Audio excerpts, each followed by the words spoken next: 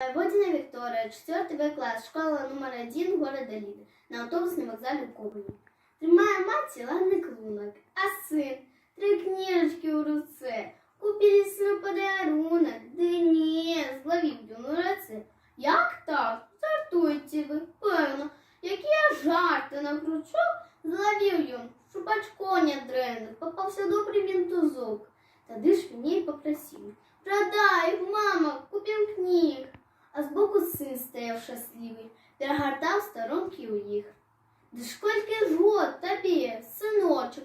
9, все лето пішов, допитливо пробігли вошки коло мене, моїх сябров. Тут автобус.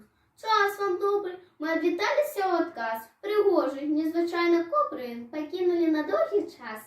Його красой серце коне, я на усюди тут навколо.